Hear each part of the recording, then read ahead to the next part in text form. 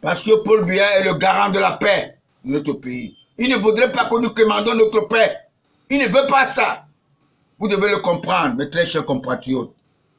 Je voulais profiter de cette opportunité qui m'est offerte pour dire à tous les Camerounais, partout où ils se trouvent, que cette élection du 7 octobre 2018 est un affranchissement de notre pays et le commencement de notre vraie démocratie camerounaise et même africaine, sans ingérence étrangère, car nous sommes les Bantous.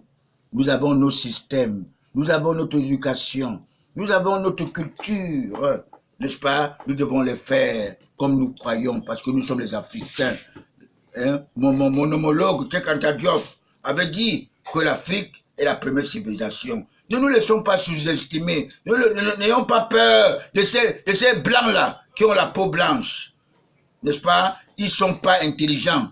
Comme Nagui Tibor qui est venu parce qu'il est franc-maçon, il est en train de tout faire pour essayer de dire qu'il faut à tout prix libérer et Macron libérer Kamto. Si moi, j'avais un premier enfant un jour, mon enfant serait plus vieux que Emmanuel Macron.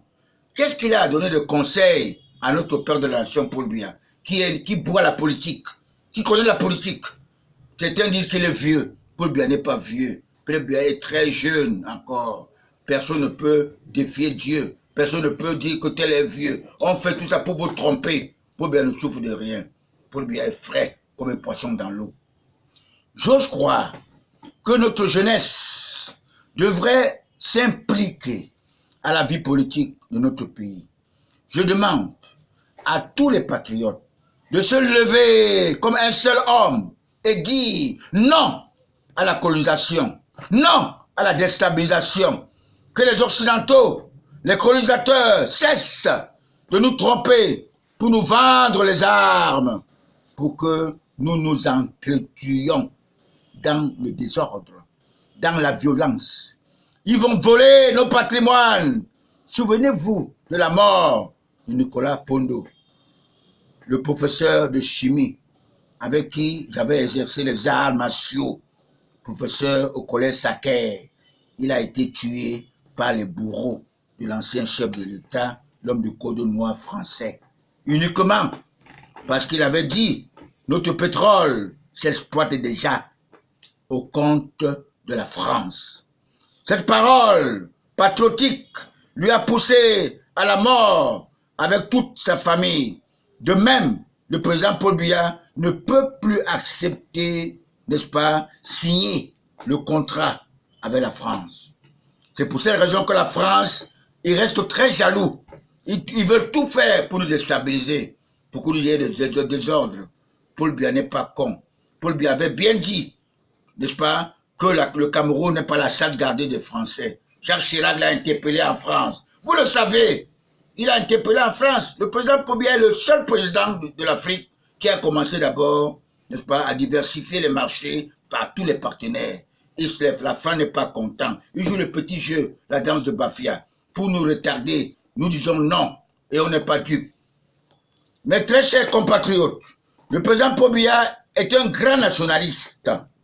Il n'a pas compris le conseil de notre ancien secrétaire du parti unique, le traître Senghako François, qui lui avait dit n'accepte pas que le parti domine l'État, soit le gouvernement. Nous avons vu à quoi a été le rôle de RDPC. Le RDPC, le parti au pouvoir, a tout fait, n'est-ce pas, pour détruire, pour énerver toute la population du Cameroun. Parce que ces gens-là n'étaient que des gens, des opportunistes politiques. Secondo, son ami aussi ancien séminariste, John Gango, lui avait dit d'éviter de mélanger le sang vieux au sang neuf. Nous avons vu ce qui se passe. La jeunesse doit se lever. La jeunesse doit comprendre que, n'est-ce pas, nos vieux, on a été très incapables parce que nous avons suivi, n'est-ce pas, la même politique du docteur Lupo Logela.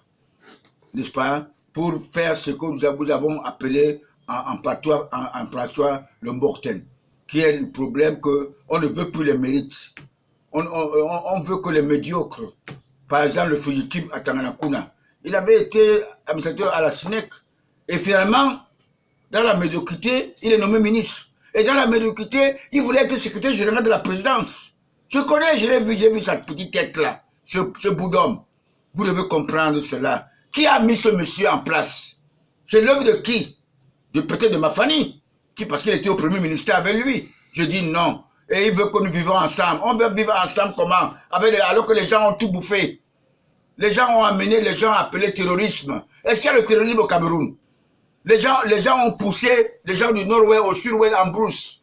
Est-ce qu'il y a le terrorisme? Tout ça, c'est pour faire Paul Biya. C'est pour que Paul Biya s'énerve. Pour qu'on dise que Paul Biya ne peut pas gouverner le pays. Nous ne sommes pas d'accord. Paul Biya est le seul et le choix de Dieu.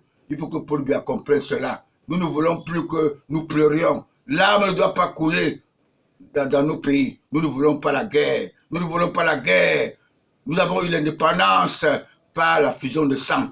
Et on a eu l'alternance avec Paul Biya. N'est-ce pas? Il n'y a pas eu la fusion de sang. C'est Dieu lui-même qui a manifesté. Parce que Monseigneur Doma avait dit qu'on devait avoir un coup d'état spirituel. Les anges vont agir. C'est les mêmes anges qui sont en train d'agir pour qu'il y ait la paix. La paix, n'est-ce pas, dans le cœur de tous les Camerounais. Je dis à notre jeunesse, le Cameroun est à vous. Nous, les aînés, nous devrions vous confier notre paix et notre pays à la main des méritants. Des nationalistes, les patriotes, pas à la main des médiocres. Vous n'allez pas hériter cette mauvaise pratique des fils du franc-maçon Lupo Jola, qui sodomisent et se sodomisent entre eux. Que dirons-nous à nos ancêtres qui ont versé de leur sang, comme notre ancien tout premier ministre, André-Marie Mbida, qui n'a pas accepté s'indigner.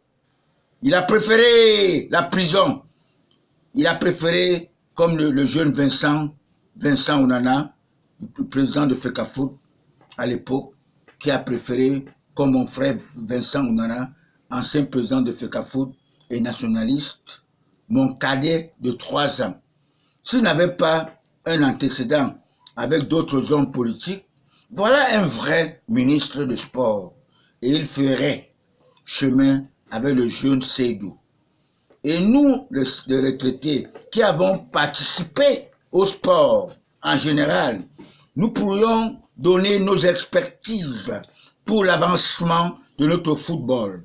Nous pouvons encourager tous nos enfants de tous les sexes de s'intéresser au football, car il n'y a pas de sport majeur ni mineur.